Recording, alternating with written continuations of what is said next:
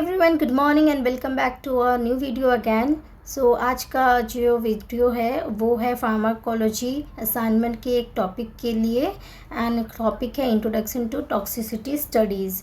तो वीडियो शुरू करने से पहले आपसे रिक्वेस्ट है कि आप ये वीडियो को पूरा देखिए ताकि आपको पता चले कि आप जो असाइनमेंट बनाने वाले हैं वो टॉपिक किस पे है, उसके बारे में आपको कुछ नॉलेज गेन हो, क्योंकि कई बार क्वेश्चंस यहाँ से आते हैं तो इसको जानना बहुत ज़रूरी है। एंड साथ ही मैं ऐसा बोलूँगी कि आप वीडियो को पॉज करके आप अपना असाइनमेंट बनाएं या फिर आप स्क्रीनशॉट ले करके भी बाद में अपना असाइनमेंट बना सकते हैं। जैसे आपको कन्वीनियंट हो आप वैसा बनाएं और ज़रूर से ज़रूर आप इसके पिक्टोरियल डायग्राम को मतलब डाउनलोड करके गूगल से आप उसको यूज़ करें अपने असाइनमेंट में, and sketch pen colour pen का यूज़ करें, हाईलाइट करें। इससे आपकी स्कोरिंग काफ़ी अच्छी होगी और बहुत इजीली स्कोर हो जाता है। तो चलिए शुरू करते हैं आज का वीडियो। तो टॉपिक है इंट्रोडक्शन टू टॉक्सिसिटी स्टडीज़।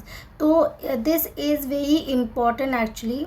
ये क्या है कि जब भी हम ह्यूमन कोई भी ड्रग यूज़ करते हैं या डेवलप करते हैं for the human being, okay, तो उसके लिए बहुत ज़रूरी है कि हम उसके टॉक्सिक बिहेवियर को अच्छे से स्टडी करें, उसके नेचर को स्टडी करें कि वो कितने ज़्यादा, कोई भी ड्रग जब हम ह्यूमन पे यूज़ करते हैं तो उसकी साइड इफ़ेक्ट क्या है, उसकी टॉक्सिक लेवल कितनी होती है, बॉडी उसको टॉलरेट कर सकता है कि नहीं, कितना टॉलरेट कर सकता है। तो ये सब बहुत ज़्यादा ज़रूरी है क्योंकि इससे पता चलता है कि वो ड्रग कितना सेफ़ है ह्यूमन के लिए और कितना एफिशिएंट होगा। साथ ही उसके डोज, रिकमेंडेशंस, ये सब बहुत ज़रूरी है।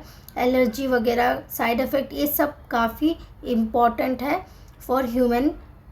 जब भी हम कोई भी नया ड्रग मतलब डेवलप करते हैं या फिर नया ड्रग यूज़ करते हैं, जब भी ड्रग्स आता है मार्केट में तो उसके पोटेंशियल बिहेवियर को जानना बहुत ज़रूरी है। उसके एडवर्स कोई साइड इफ़ेक्ट है या नहीं, मतलब उसके डोज कितने होने चाहिए, एज के हिसाब से, वेट के हिसाब से, ये सब चीज़ जो है इसमें टॉक्सिसिटी स्टडीज़ में आता है, इंक्लूड होता है। तो सबसे पहले we will start with the मतलब हम स्टार्ट करने वाले हैं कंटेंट। तो जैसे कि ये है हमारा कंटेंट, आप मेरे स्क्रीन में देख सकते हो। तो ये आप कंटेंट में जो आपका फ्रंट पेज होता है असाइनमेंट में, आप वहाँ पर लिख सकते हो इंट्रोडक्शन टू टॉक्सिसिटी स्टडीज़। उसके बाद ये बुलेट पॉइंट है इसके सारे।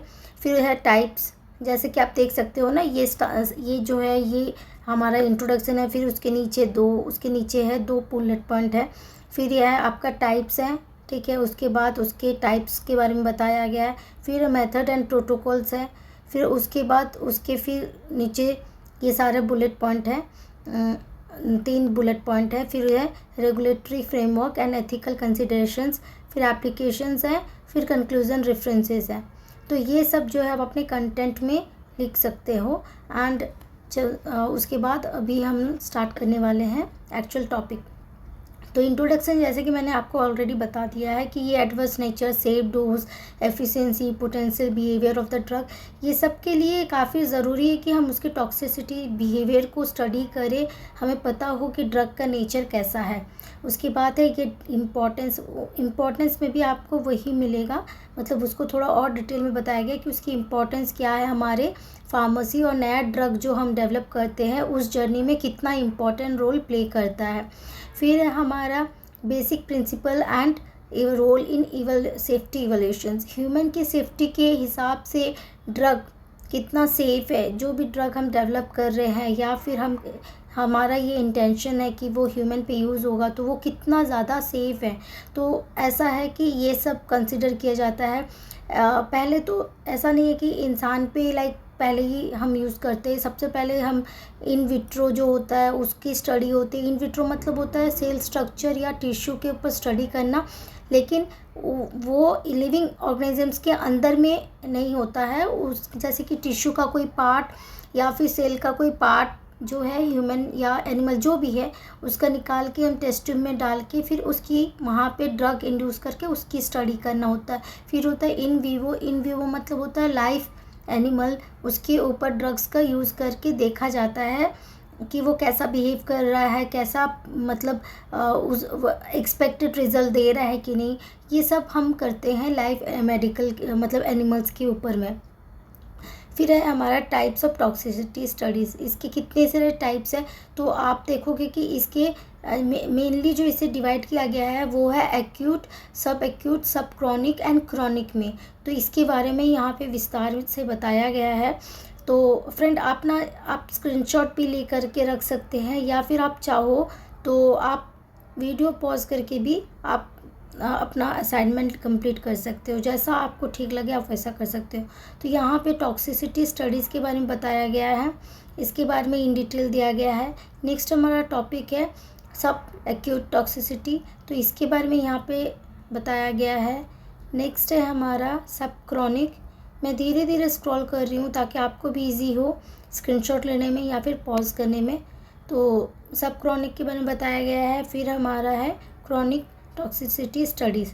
तो यहाँ पे देखो, यहाँ एक टेबल भी बनाया गया है जहाँ पे आपका स्टडी टाइप जो है वो टाइप दिया गया है, ड्यूरेशन दिया गया है जो हम ऑब्ज़र्व करते हैं, एक्सपोजर टाइप दिया गया है, ऑब्जेक्टिव जो हमारा मोटो है, और एग्जाम्पल यूज़ केस दिया गया है।